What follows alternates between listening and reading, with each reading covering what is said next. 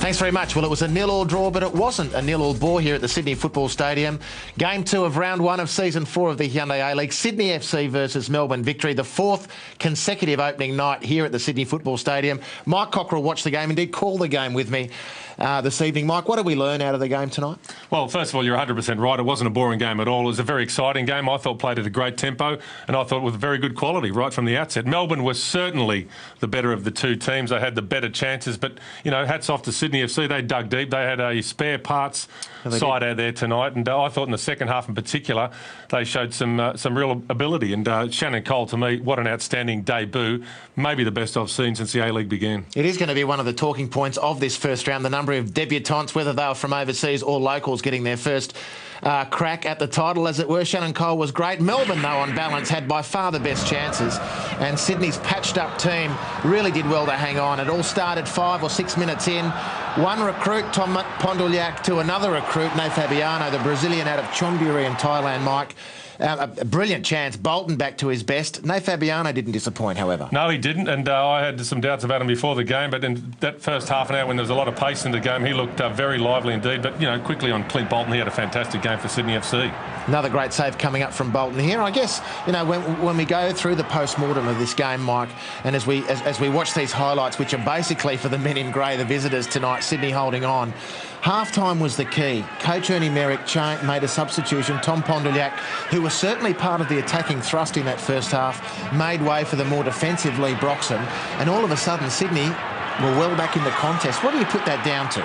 I think there's a couple of things there. Yeah, certainly a tactical change, which I guess blunted Melbourne Victory in an attacking sense, but probably they ran out of legs a little bit. I mean, they put so much effort into that first half. You've got to accept they ran out a bit of petrol, Melbourne Victory, in that second half, and the tempo dropped off the game. Just a quick word here on young Chris Payne, his debut, learning all about it from Kevin Muscat, who doesn't mind handing out a few lessons, but he did okay on his debut, Chris Payne. But again, it was a Melbourne Victory side that dominated the territory, had the better chances, couldn't finish.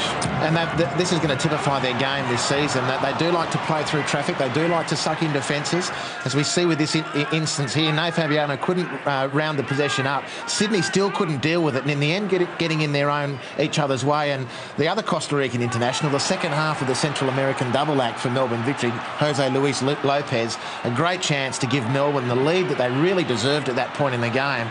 And as we alluded to, coming out into the second half, Sydney well back into the contest. They had a couple of good chances themselves. Indeed, on balance, with Shannon Cole's free kick, Mike, they came as close as anyone in the whole game. Well, there was Colosimo going across the face of goal. A little bit subdued, Simon Colosimo tonight. They did need their senior players to step up. But look, there was a lot of heart about this Sydney FC performance, and I think that's what will delight John Cosmina most of all. Yes, they were outplayed at crucial periods of the game. Yes, they didn't create a great deal of opportunity, but, you know, they dug deep, and sometimes Sydney FC have been ridiculed for not having the heart of other teams, but they've got plenty of heart, this team. This was a team without so many key players, but I thought they did very well. Adam Casey, a player with a point to prove.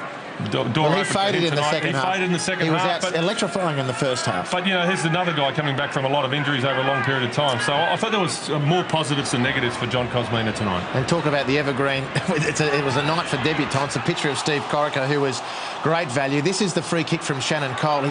He came into the game with a huge rap on his set pieces. His first corner was woeful, but from that point on, it was a steady progression upward, culminating in that free kick, which just would have been a brilliant cherry on the cake of the debut for Shannon Cole. This is a guy who's 24, never had a professional contract, comes straight out of second-tier football, and I think when you put all those factors together, that was an incredibly impressive debut, and they might have found a diamond in the rough, Sydney FC. They could well have done just that. But the points were shared here at the Sydney Football Stadium. Just a tick over 16,000 people to watch the two heavyweights of the Hyundai A-League, Sydney and Melbourne, go toe-to-toe. It was an enticing match. The points shared, as we say, halfway through round 1 of season 4. 2 more games tomorrow. Perth Glory up against Adelaide in Adelaide, and Wellington Phoenix hosting the Queensland Roar. We've waited a long time for season 4, and it hasn't disappointed so far.